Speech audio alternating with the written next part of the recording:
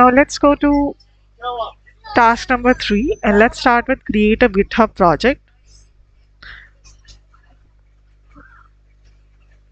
Now here you will see how to create a new project. So you can either start from scratch or there are certain templates available. So let's start with team planning. Okay.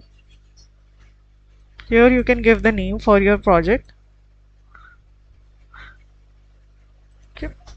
Once you have created a project, you will see this tracking board will be added where you can view the backlog, items, you can see the team capacity, right? You can add items over here.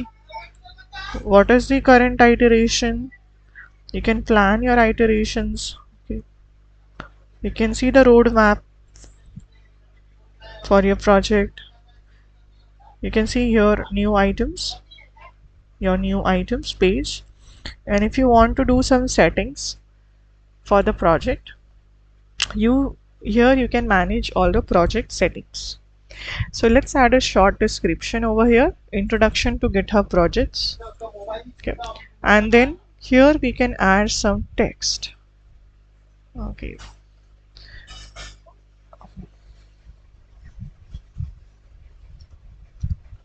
Project information. Here we can add the project information, right? So let's say for an example,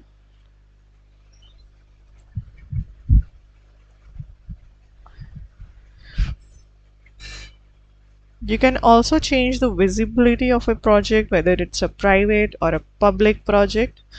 You can save those details, right? If you want to close the project, you can close one, and you can also delete it from here, the same page. That's your project settings.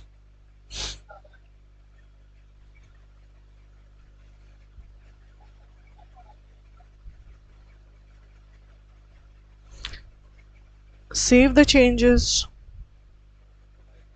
and here you would be able to see this visibility, that you can be able to switch the visibility of the project between private and public.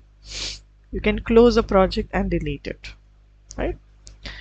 So only you have to note these options available to us, and you have several options over here to access like manage the access to the project, create some custom fields over here in the project interface, right? And you can exit the settings now, right?